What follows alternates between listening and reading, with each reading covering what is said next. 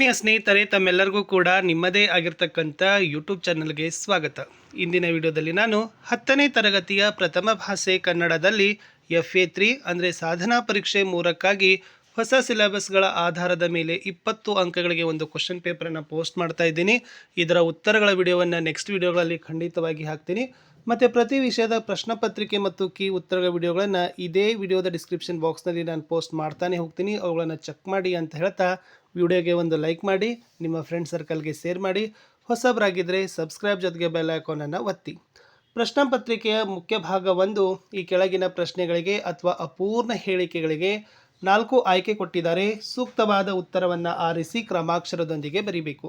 ಪ್ರಶ್ನೆ 1, ಮೆಲ್ವಾತು ಪದ ಈ ಸಮಾಸಕ್ಕೆ ಉದಾಹರಣೆಯಾಗಿದೆ ಅಂತ ಕೇಳಿದ್ದಾರೆ. ಎ ತತ್ಪುರುಷ, ಬಿ ಗಮಕ, ಸಿ ಬಹುರ್ವೀಯಿ, ಡಿ ದ್ವಂದ್ವ. ಪ್ರಶ್ನೆ 2, ಸುರಭಿ ಪದದ ಅರ್ಥ ಅಂತ ಕೇಳಿದ್ದಾರೆ.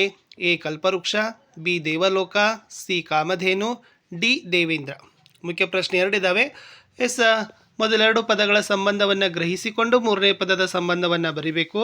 ತವಸಿ ತಪಸ್ವಿ, ದಿಟ್ಟಿ ಡ್ಯಾಶ್. ಬಡತನ ಡ್ಯಾಶ್ ಶಾಲೆಯ ತನಕ. ಬಡತನ ಅನ್ನೋದು ತದ್ದಿತಾಂತ ಭಾವನಾಮ ಇದೆ. ಶಾಲೆಯ ತನಕ ಅಂತಕ್ಕಂಥದ್ದು ಏನು ಅಂತ ಕೇಳಿದ್ದಾರೆ.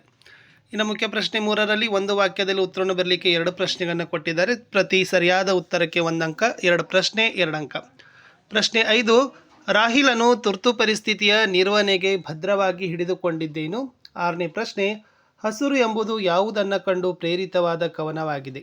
ಮುಖ್ಯ ಪ್ರಶ್ನೆ 6ರಲ್ಲಿ ಒಂದು ಅಲಂಕಾರಕ್ಕೆ ಒಂದು ಸಂದರ್ಭ ಮತ್ತು ಸ್ವಾರಸ್ಯ ಬರಲಿಕ್ಕೆ ಪ್ರಶ್ನೆ ಕೊಟ್ಟಿದ್ದಾರೆ. ಪ್ರಶ್ನೆ ಇತ್ತು, ನನ್ನ ಮೊಮ್ಮಗುವಿನ ಹೆಣವಿದೆ ಅಲ್ಲಿ, ಅದನ್ನು ನೋಡಿ ಅಂತಕ್ಕಂಥದ್ದು ಯುದ್ಧ ಪಾಠದ ವಾಕ್ಯ ಇದೆ. ಸಾರಾ ಅಬೂಬಕರ್ ಮುದುಕಿ ಸೈನಿಕರಿಗೆ ಹೇಳ್ತಕ್ಕಂಥ ವಾಕ್ಯ.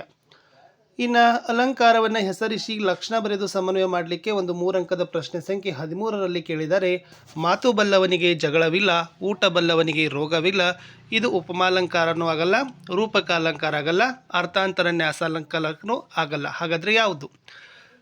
ಮುಖ್ಯ ಪ್ರಶ್ನೆ 6ರಲ್ಲಿ ನಿಮಗೆ ಹಲಗಲಿ ಬೇಡರು ಪದ್ಯಪಾಠದಿಂದ ಇರ್ತಕ್ಕಂಥ 2 ಸ್ಟಾನ್ಸ್ಗಳನ್ನು ಕಂಠಸ್ಥಕ್ಕೆ ಕೊಟ್ಟಿದ್ರು. ಆ ಕಂಠಪಾಠ ಮಾಡಿರಲ್ಲಿ ಕೇಳಿದ್ದಾರೆ. ಕೊಡಲಿದಿಂದ ಹಿಡಿದು ನಾನೆಷ್ಟವರೆಗೆ ಅಥವಾ ಸಿಕ್ಕದ್ದು ಇಂದ ಹಿಡಿದು ಜನಕವರೆಗೆ ಇದೆ. 4 ಸಾಲುಗಳನ್ನು ನೀಟಾಗಿ ಬರೀಬೇಕು. ಪ್ರತಿ ಸಾಲಿಗೆ ಸರಿಯಾದ ಉತ್ತರಕ್ಕೆ 1 ಅಂಕ, 4 ಸಾಲು ಬರೆದ್ರೆ 4 ಅಂಕ ಕೊಡ್ತಾರೆ.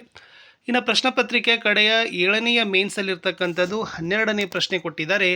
ಏನಿದೆ ಅಂದರೆ, ಶಬರಿಯ ಚಿಂತೆ ಹಿಂಗಿ ಹೋದ ಸಂದರ್ಭದ ಸ್ವಾರಸ್ಯ ವಿವರಿಸ್ರಿ, ಅಥವಾ ಶಬರಿಯ ಸಡಗರ ಸಂತೋಷ ಮೇಳದವರ ಹಾಡಿನಲ್ಲಿ ಹೇಗೆ ವರ್ಣಿತವಾಗಿದೆ ಅಂತ ಕೇಳಿದ್ದಾರೆ.